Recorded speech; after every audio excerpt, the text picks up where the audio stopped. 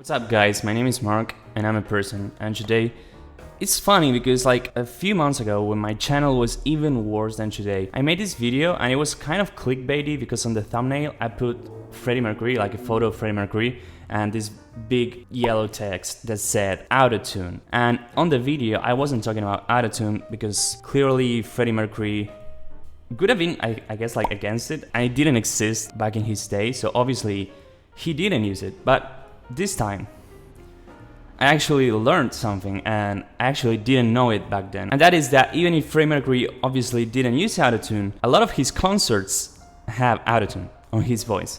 That's pretty much it. Like all the official releases from concerts, like all the concerts you know and love, Wembley, Budapest, Live at the Rainbow, 1974, especially, they all have AutoTune or pitch correction. Which leads me to the question, why?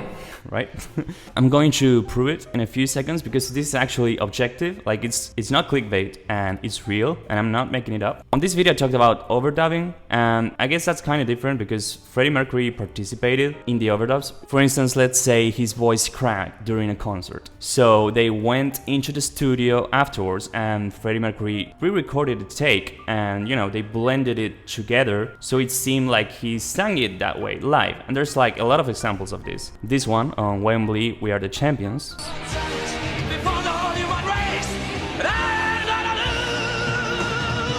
And then you have how it really actually happened.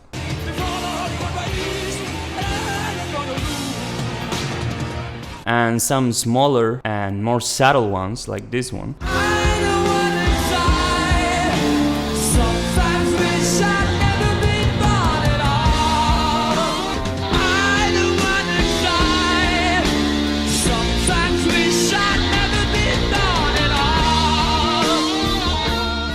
So yeah, this is one thing, and it's obvious Freddie Mercury was okay with this because he participated in this process. But AutoTune, I feel like, given he said this phrase, you know, I feel like he couldn't have liked it a lot. But you know, the thing is, Queen Productions or whoever edits the videos, obviously I guess wants them to be 100%, you know, objectively perfect, which I can understand, and it's also like standard process in the industry. It makes sense, but also sometimes the corrections are incredibly unnecessary, to the point where sometimes you don't even understand the thought process behind doing such corrections. Like there's this song in Montreal 1981 which was completely overdubbed. Yeah, like he sang it one way live and then like they recorded it all over again for no reason. Like I don't get that. Then you have Live at the Rainbow 1974, which they took a note Freddie did and they pitch corrected it so hard into a different note to like pretend he hit a note he didn't actually hit. That seems incredibly unnecessary to me. So when the corrections are that intense, for me it makes it lose a lot of realism, and it just plain sucks, if I'm being honest. But then there's some stuff, I guess, which I can understand. I will always prefer to listen to the non-corrected version, but I guess if you're going to publish it officially, I guess I can get why the producers would want to auto-tune it, but still, it's weird. And here's an example from Wembley. The second night, Freddie goes flat on the initial notes of We Are the Champions. I'll pay my dues. So that's the pitch corrected version, and now we go into the original one.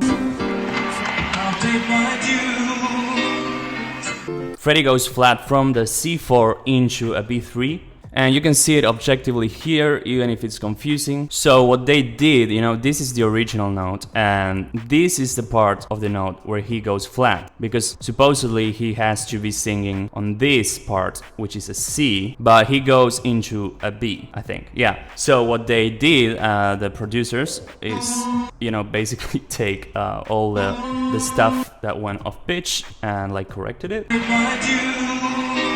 And I didn't think it was going to work, but it just worked. And it sounds almost like the AutoTune version.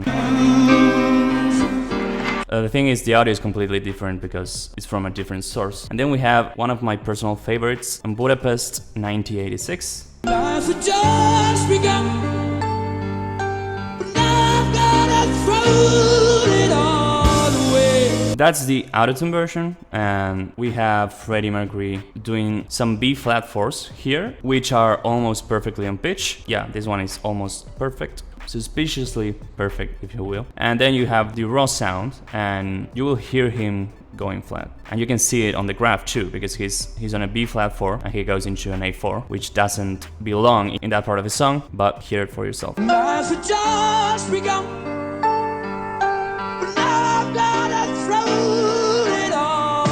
At the end of the word thrown, it's right here, and he's going flat. You can see it on the graph and you can listen to it too. And also when he says just begun, it's an A4 and he goes 40 cents flat. Anyway, like I really actually don't care. I'm just showing this because otherwise it would sound like I'm lying or like full of it. There's a lot of these examples. If you're interested in more, I'm sure I can attach some more in the comments or whatever. But for me, I prefer listening to the original versions because it is way more realistic. And it makes me appreciate Freddie Mercury even more. Actually, I don't want to like, I don't know, like pretend he was always 100% perfect on pitch. Like it doesn't make sense for me and it's not realistic. So, but you can tell me what you guys think.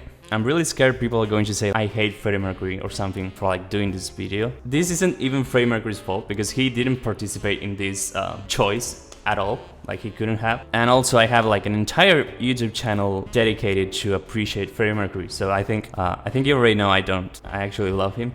So leave a comment with your thoughts. What do you think? Would you always prefer listening to the raw original version with no corrections and maybe some flaws, or you know, the AutoTune one with a lot of AutoTune? Okay, bye.